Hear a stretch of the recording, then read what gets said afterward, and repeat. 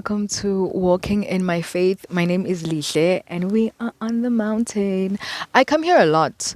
So, you guys are going to see a lot of videos of me being up here because, like I said in the previous video, um, this is where I come to talk to God. This is where I come to relax. This is where I come to reset. This is where I come to think. This is where I come to breathe, you know? And the view is nice. The air is always fresh. And usually during the week, it's quiet and nobody is around. Nobody hardly comes during the week. People come here on either in the evenings or on weekends. So I only come here during the week in the mornings, like you are seeing now. And today is a particularly cold day. It's not so cold because the sun is still shining. It is in Mpumalanga after all, but it is only starting to shine now, and it will go into the mouth because this is very cloudy. So, but yes, I was here up here reading my Bible, and honestly, I do feel the need now to share my journey with you guys.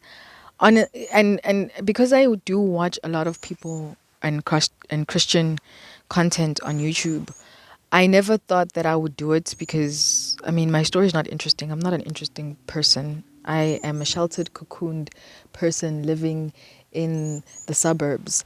I've never necessarily done something so dramatic. I don't like drama. I'm not a dramatic person.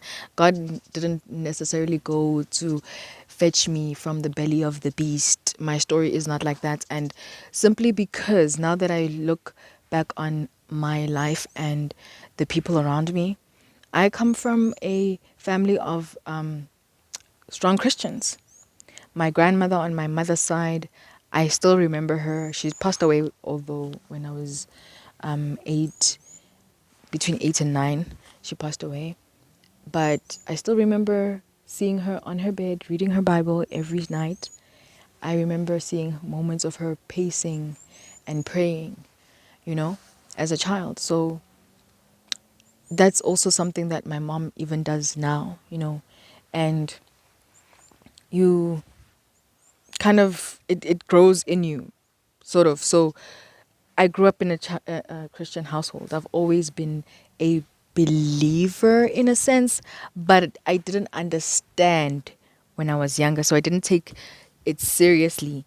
And it was only because of how I felt about the church that made me sort of take a step back from God or from building a relationship and from knowing Him.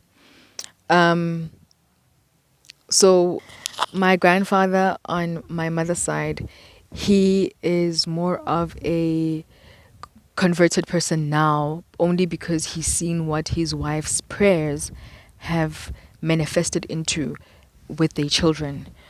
Because when my mom was younger, they said that my grandfather and his mother would always be saying that my grandmother's giving birth to nothing but girls, and they're going to end up as whores giving birth to children, leaving them all over the yard, which is not what happened. You know, they all got married, they never had children out of wedlock, and they all went to live in their houses. So it was a thing of everything their mother prayed for happened with them. And when he saw that and he realized that now in his late years, then he saw what prayer and God can do. So yeah. And on my father's side, he is a PK. He's a PK who doesn't go to church. But it's understandable because my grandparents' church was in the garage for a long time. Until I was 12 years old, it was in the garage. And then they finally got a space and then they built and then they moved. But understandably, my dad is not a fan of church because his experience with his family is just on another different level. Maybe he should have a channel. Yeah, he's gone through trials and tribulations. Um, So he is a believer, but he's a person who doesn't go to church. So he plays music that praises everyone, and you can see it's in him. And he watches now and again sermons on TV. He also gives his tithes as well. I don't know to which church, but he does. So it's not that he's not a believer. It's just that he doesn't want to physically go there and be part of the, yeah, yeah, which is understandable. So when I've been going to church from forever, from the time I was young, I've been going to church, but I never really understood. And there was a time when we grew up after 12 years old, really, we just started refusing to go, especially all the time, because now it was sort of getting to the point where it was inconvenient for us. We're going to a church that's far. When we get to the church, we sleep. And then we have to wait for my mom after church to talk to. By the time we come back home or hungry, we still have chores. I still have to wash things to get ready for school the next day. It's too much. So we started rebelling against it. Kuti, what is the point of going to church if when we're adults, we're just going to be like our dad and just sit there? So just let it happen now. And obviously that made my mom sad. And my dad had to talk to us, but he can't now say you have to go to church because why? You don't go to church. You know what I mean? And so his thing was like, okay, go to church every now and again so that you can make your mom happy. It's like marking a register, pretty much. You know what I mean? So that's what we did. And then we found the church close to us here. It was called Barberton Christian Church at that time. It is now called His Light. Beautiful church. And my brother still goes there. And it was it was different from the churches that we had been going to. From going to being a Mazayon on my father's side, that's their church, Mazayon. And to going to my mom's churches were Tilongo based. Basically, you sing hymns pretty much. Yeah. And all these church services are very, very long and all these things, and they have specific ways of doing things. That's the type of church we were going to. So now going to this church it's more white based, and they play music that to us kind of sounded like Coldplay. So we didn't mind. And they let us play with flags and all of these things. And the Sunday schools were interactive and it was nice. So we did go to church. That's the church we chose to go to every now and again. And the fact that the service is short, it's not that long. Short, brief. They even have tea and cookies afterwards. And as a kid in Sunday school, you get sweets and stuff like that. Why not? For 2 hours, I can make that sacrifice. I can come back, wash my things quickly, and then I can spend the rest of the day chilling and doing what I want. By the time my mom comes home, she still needs to cook and all these things. So see, first it wasn't an issue. But then when I was 19, when we were 16, funny enough, when I was 16, we got baptized as Zion. I think it was either around the time when I was 16 or even before that, we got baptized as Zion. But see, the thing about the baptism was I didn't choose to get baptized. I don't know if anybody asked me if I wanted to, and then I said yes. Probably somebody did. My dad's the type of person who would have asked. But because it was a chance to go to my grandmother's house, and it sounded like fun because everybody's going to be doing it. Okay, let me go. I don't mind. But I didn't really know what it necessarily meant to really get baptized. What I liked about it though was they did have a class session with us. They had the night before, the pastor was meeting with us. It was all of us, and we worshipped, and then this is Zion, so you know what it means. So and then they started explaining certain rules and certain things that we now have to do now that we are being baptized to the church. Well, certain rules that will now apply to us. Obviously, we are the pastor's grandchildren. I felt like we can't necessarily say no, even though some of the things that they were saying I was like confused to, but then in my mind I was like, I only come here once a year during a certain holiday that has like maybe 3 or 2 Sundays. So it's not really that much of a big deal when I'm going to be going back to Barberton and then still boycotting church and doing what I'm doing anyway. Yeah. So after we got baptized, nothing really changed. And we stopped going to church pretty much kind of completely after that. And then we started going every once and again. Before that, we were, especially because here when until we were 16 years old, we were having Sunday school until we were 16.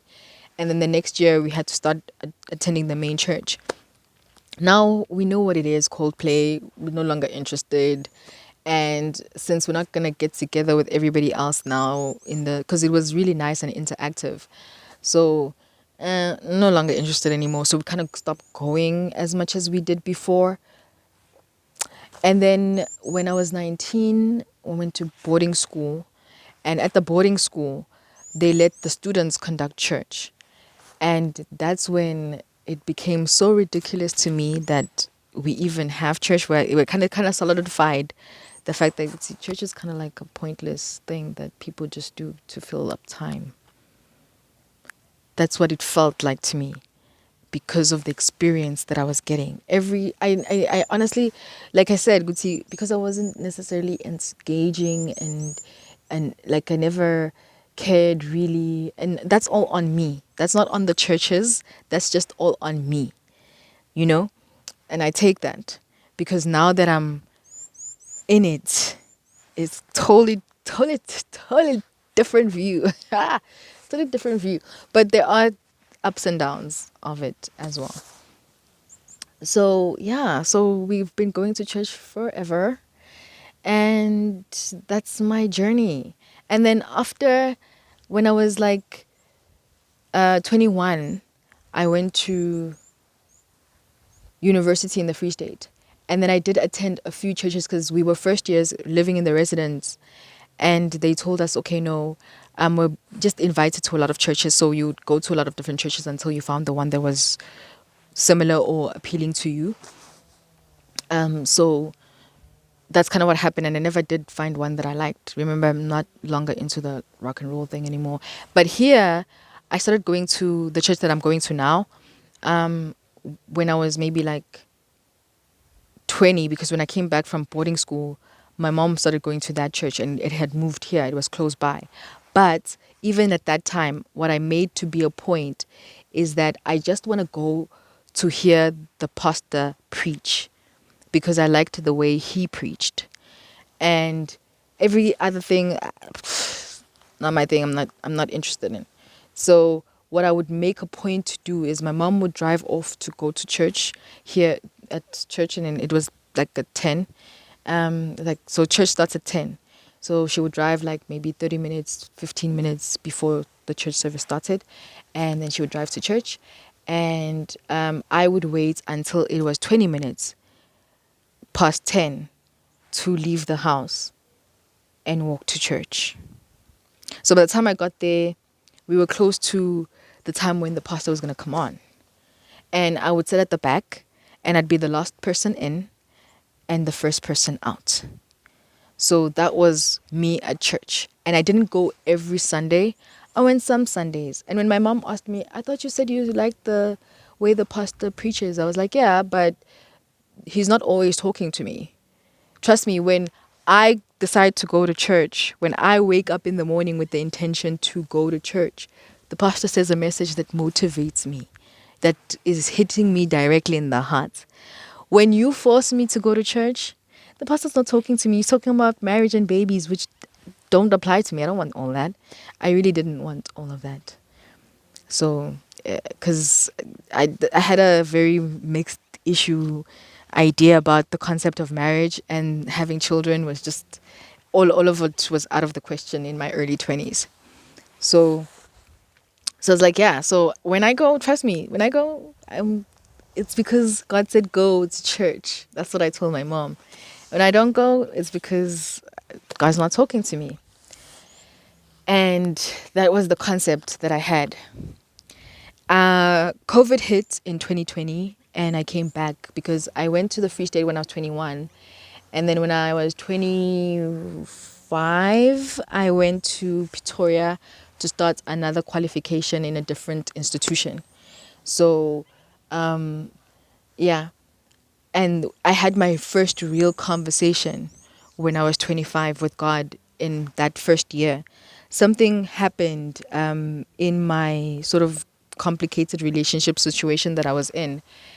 And I felt like because I was 25 years old and I had been driving this marriage, no kids thing so much, it it was that thing where it hit you, Guti.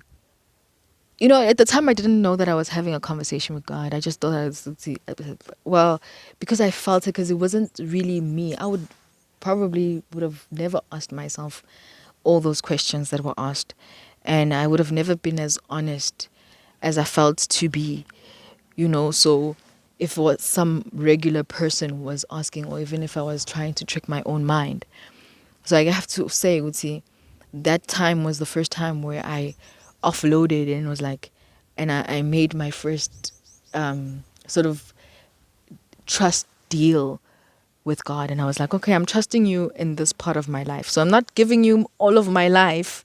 I'm trusting you in this relationship part of my life, because I feel like this relationship part of my life is not a part of my life that I want to be interested in.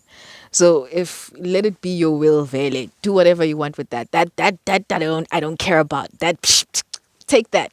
Take that and do what you want with it. Whether I end up married or not, I won't be bummed about it. But if I do get married, it must be. This was the condition. If I get married, I must get married to the Adam that you had envisioned before the apple. You know, the idea of perfection of what Adam would have been before they ate the apple. That's what I wanted.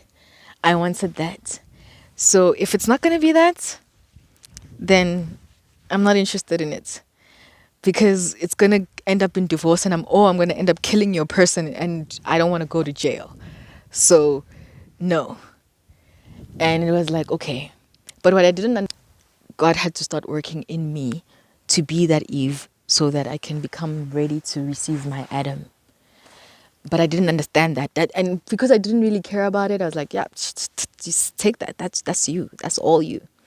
And at the time, I wasn't struggling. Nothing was going on in my life. My life was basically simple. I was going to school and going to my place. I'm not a club person. I already knew that from the time I was in the Free State, to say, Guti, I don't go clubbing. I don't like loud music and crowded spaces. I'm very claustrophobic, and I'm not big on alcohol. Like it doesn't taste good to me. Like I just don't understand it. And people kept saying, no, you just have to find the beverage for you. And I did try a lot of different ones, but it all is disgusting. I still don't understand it. So it was a thing of, yeah. And when I started my first year in Pretoria, I like to do that thing where I sort of get acclimated to the environment that I'm in. So I do what the people are doing. I, get used to what so I would not, because I knew that at the club thing I can't do. So I wouldn't go clubbing with the girls that I was friends with. I would watch them get ready, and then when they would leave, they would fetch their Uber. I would just walk back to my place, and then I would go into my blankets. I would watch my anime until I fell asleep. I would wake up in the morning, and that would be it, because I knew, see, where they are going, I know what it is, and I'm not interested in it. But when they were doing the indoor house thing, yeah, because it's only a few of us, I'm okay with that. So we had a Wednesday get together every time. We hardly went to church because there weren't really any.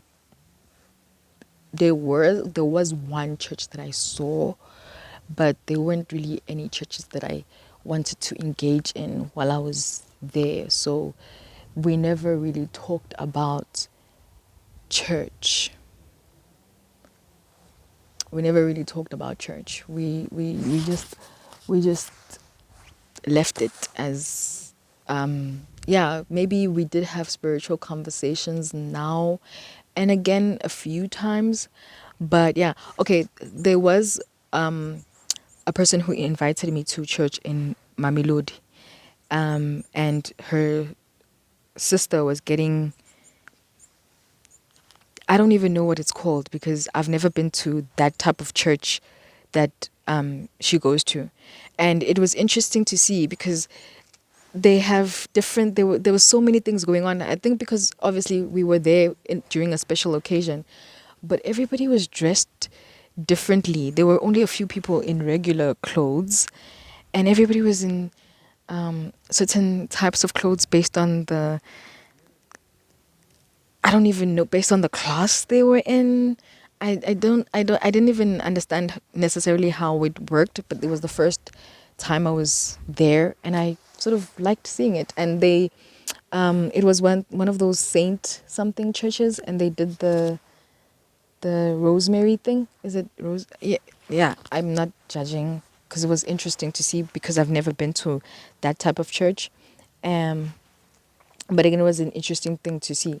But this is the thing that I had about the churches. The problem that I had was, would see, I don't understand how you guys are all calling yourselves Christians and believers in one God when you all do different things in the side, the churches. Wouldn't it be one thing for one? You know what I mean? Like, isn't that how we would work? I mean, look at how Muslims are doing it. If they say they pray at 12, it means when your time, when your clock says 12, you're on your knees praying. You know what I mean? It doesn't stop you from praying all the other times, but still, they have specific ways of doing it, and it's everybody everywhere doing it. It's not just this group of people doing it and that group of people doing it and that group. Maybe they do have division within themselves. I just never, because I'm not exposed to much of Muslim stuff, so I don't know what. But from talking to one person, she made it seem like that. Could see they all are just in one mindset and tune of way to worship. And so I never understood why does the people have different ways and different churches, and within the churches they do different things. Yeah. So yeah, it never hit me about church. But I didn't understand that there's a difference between going to church and having a relationship with God. And that's the decision that I made when I was, what, I don't remember now, in 2021.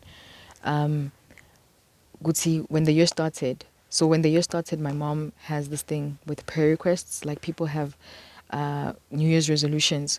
So you write your prayer requests down on a piece of paper and then give it to my mom, and she prays on it, right? So that year, my prayer requests were to strengthen my faith and to find peace, you know, because the situation that I was, and clearly the world was changing. It's 2021. It's COVID just hit. So now the world is no longer the same. And even the way I'm processing things is no longer the same because my situation is no longer going to be the same. And I don't know what I'm supposed to do. So I'm in a space of confusion. And in that space of confusion, the only thing that I know, or the only thing that I know, or where to go, because that's how my foundation of history, or where I come from, has been built. So you always go back to, I guess, if I was a Muslim person, I would have gone back to a Muslim church. You know what I mean? But then I wasn't, but what I knew was they would say, I'm not going to worship the church. I'm no longer down for the church. I'm no longer a church person. Like, we're done with that. That mindset died a long time ago. So I want a relationship with you, God. I don't want a relationship with the church. That was, for me, it seemed out of the question. So it's now different from me giving him just the relationship part of my life, that I gave him when I was 25.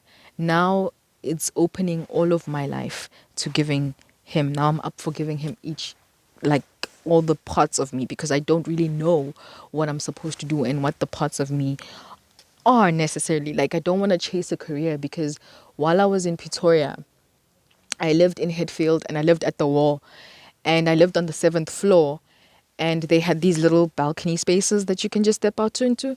So there's a lot of traffic that you see during these peak times. And I thought about it and I was like, if your life is scheduled in a scale of time, ne, and someone shows you your time period, And they lay it down in a sense of you spend 20 years on this one thing. Ne? So if you've been working for one company for 25 years, that's what it recorded. So you spent 20 years, 25 years being an accountant for this company recording numbers. So you spend 25 years just looking at numbers. And then they spend, say, would see, so in the span of time of 60 years that you've lived, spend 25 years doing that. And then in that, you also spend 15 of those years in traffic.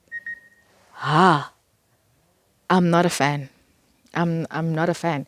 It's sort of because I was seeing it a lot. It sort of got me into the thing of, let's see, firstly, why is there so much traffic when some of these cars they're empty? There's only one person in it, and you just came out of the train station with three people going the same way, and all of you are in different cars.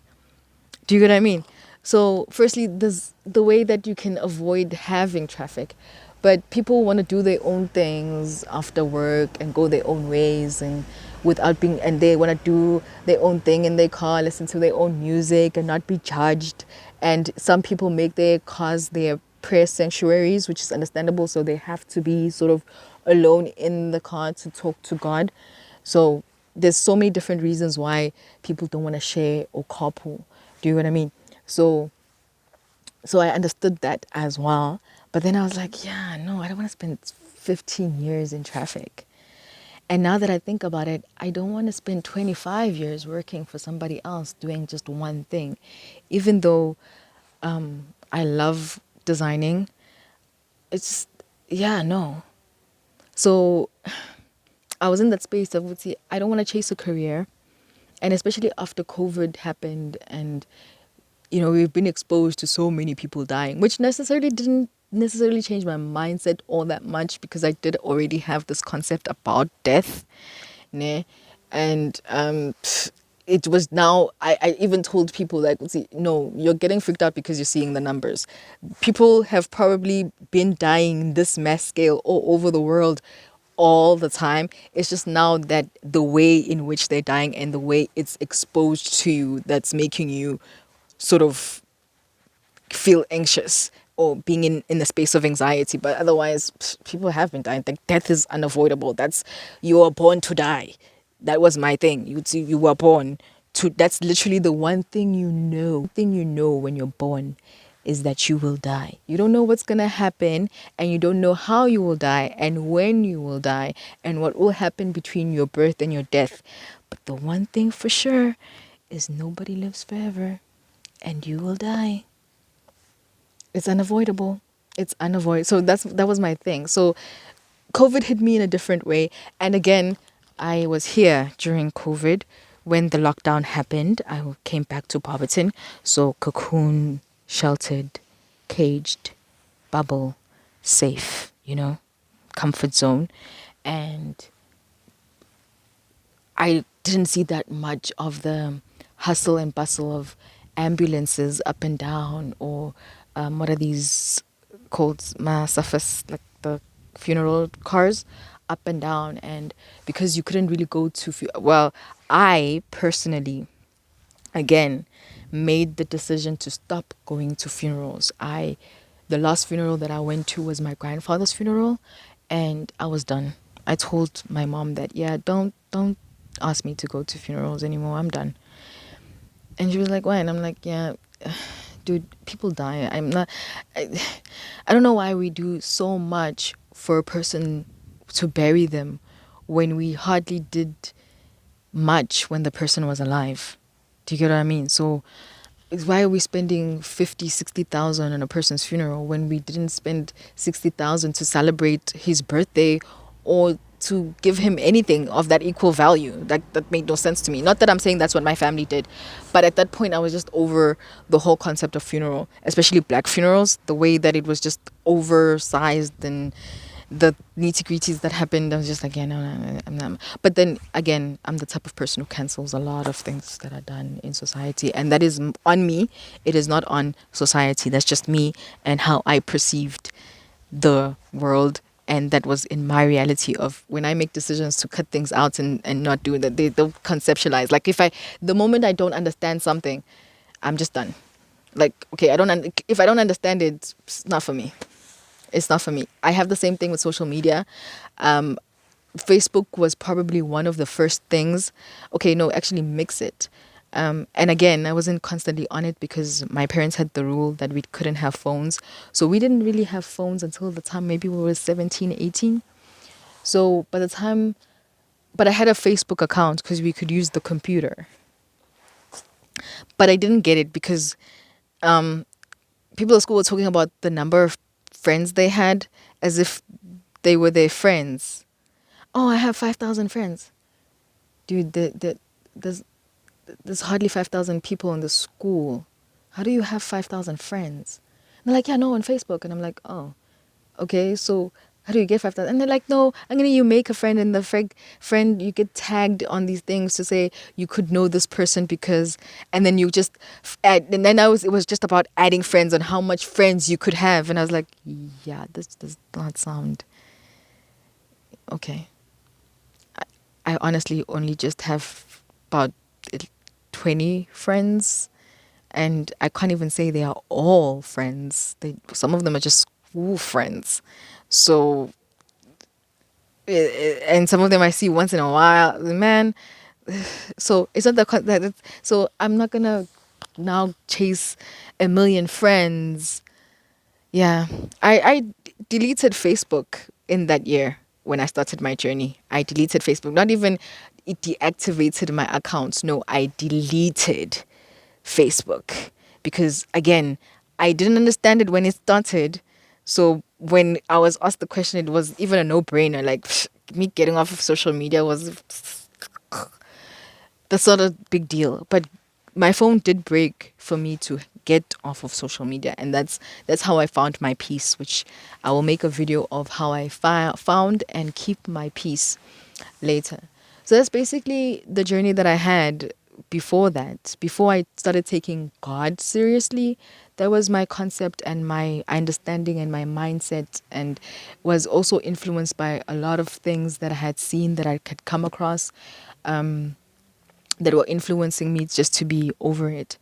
But in 2021, I was not hunting for the church. I was hunting for him. So that's the first decision that you had to make. So when I wrote those prayer requests down, I literally said to him, Mutsi, remember when I gave you the relationship aspect of me and how much I just gave it away as if it was nothing? This is also how I'm giving you that. My life is pretty much an I don't understand how the world is working and expects me to operate. I don't know who I'm supposed to be in the world. So I'm not a person of the world. There's a lot of things that they do and the people in the world that are doing that I just don't understand, that I just don't get. And it makes me question a lot of things. So once I question and write it off, I don't do it, and so I don't participate. And it's isolating me, so I don't know which direction I'm supposed to tell me what I'm supposed to do and be. I'm giving you all of me, work it. And I think, yeah, I was 27. Yeah, 27 in 2021. So he was starting to work. But in January, I was in confusion because I didn't know how to start or where to start. And luckily, I have a friend who's been walking in his faith since he was 19. He got baptized, and he took it seriously. When walking in your faith, it's taking it seriously. It's not just saying, "We'll see, oh, I believe and I have faith and I go to church." No, now it's now what you want to breathe within you. It's making that choice. You know what I mean? So it's different, and I'm glad I had him still as a friend in my life because he was there that year. Again, God pretty much, he could have been anywhere, because when we look at the life of the direction of the way our lives were going, so many things could have happened that scaled us in so many different ways. But for us to be here together at the same time, and for him to be able to sort of help me find God in it, so sort of a structural guide. It wasn't like would say who it's sort of it's aim because the first question he asked was, "Do you know your Bible?" And it was no, I don't know my Bible because yes, I know the stories in the Bible and I watch, and I've been attending church all my life, but I've never really taken the time to actually read the Bible for myself, which is why it was important to me for my Sunday school to have those Bibles and for it to be simple, understandable English for them. Because the Bibles that I had was that Elizabethan Shakespearean English. Obviously, it was what are these King James Bibles. So already I find it difficult to read and it's hard to understand the language in it as well. So once I found a Bible that was simple, that was the New Age English, but now I have grown in, obviously because you go through that growth. Now I use multiple versions even to read one verse, multiple versions because I want to hear it in different ways and see it in different perspectives. And that's the journey and what he opens to you, because it's not necessarily just about going to church, it's about the relationship you're building, which is what I understand and what I was building in 21. And it's like, yeah, no, I want to know you, God. Like, I want to talk about you like those people talk about you. I want to be in it as well. Like, I want to feel like I want to. Yeah, well, I guess now that I think about it, this is probably why I'm getting the opportunity to tell my story. So that's the conclusion I came up to. And for me to have a friend like that, because I was reading, ne, and there were so many things that I was still not understanding, so many questions that I still had. So he asked my friend so I asked my friend after I had prayed about it that night. I jumped into the car and the first thing I asked my friend was, I need you to help me strengthen my faith. And the first thing he asked me was, do you know your Bible? And I had to answer that truthfully.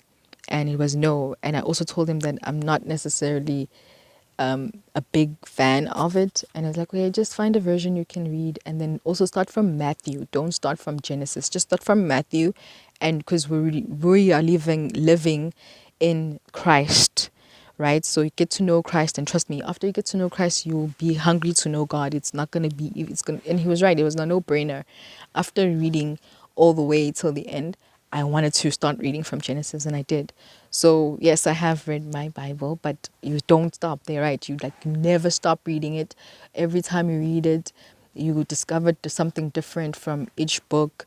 And now that I'm reading it like that, I'm just going back to the books. It's hitting me also differently the second time or the third time or the fourth time around.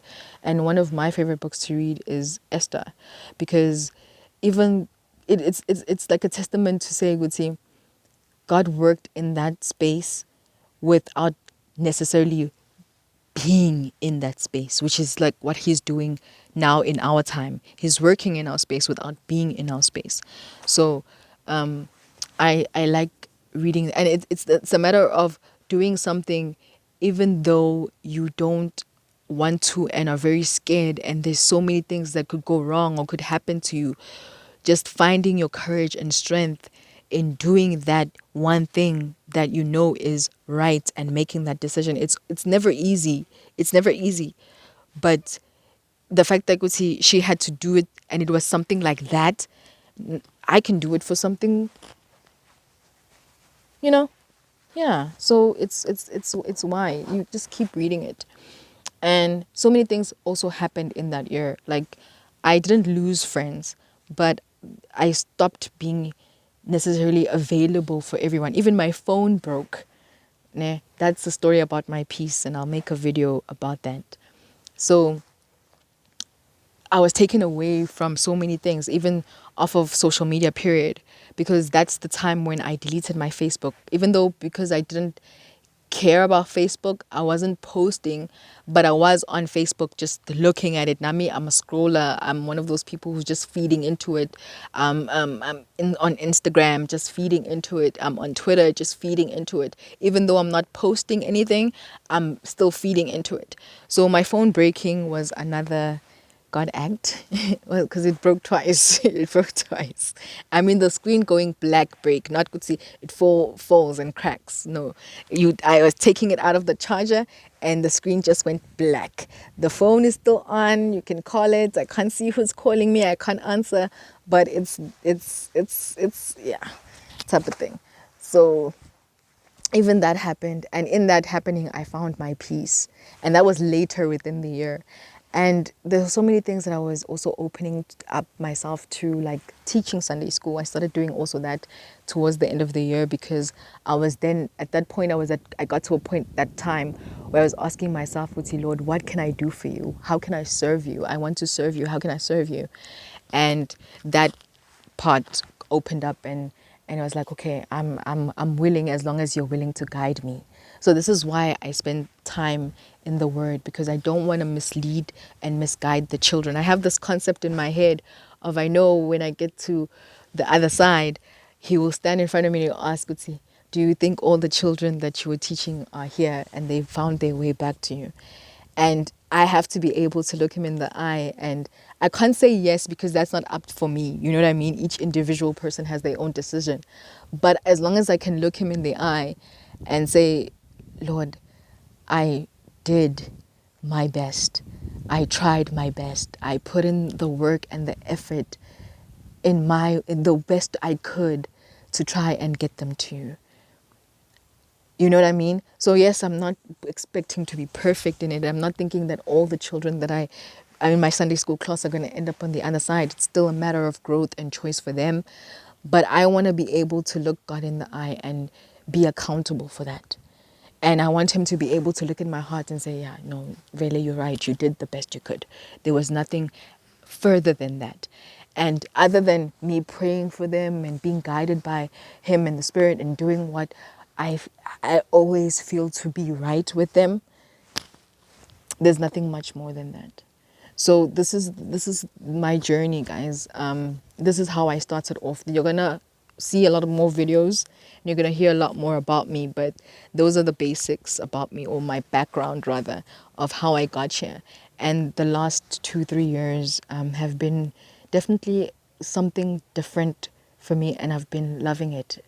I wasn't living before. When they say, Gutsi, he is the way, the truth, and the life. Definitely. The life that I lived before, though, of sleeping at church and not concentrating, I don't have that anymore. Now that I get excited on just coming to the mountain and spending time talking to God so that I can be able to talk to my Sunday school, I also have to listen to church. And what motivates me the most is hearing the pastor in certain sermons reinforce what I'm already teaching to my students. That gives me to say, hey man, no, okay, so it means I'm teaching it like it is. You know what I mean? It gives me that, yeah, to keep going with the kids. And I listen, even take notes myself at church now. So I, instead of taking the Bible to church, like the Bible, I take my phones to church. So I have two phones that I take. One has a Bible and one has my notes app. So while reading the Bible, I'll take notes.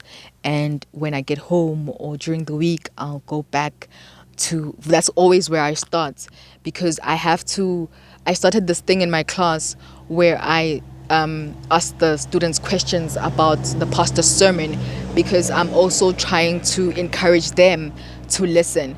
So I take this packet of sweets and packet of chips with me to church, and then those who get it right will get one, and then at the end I'll give to everybody. So if you got the questions right, you'll probably get two or whatever. So I made it into a little bit of a game.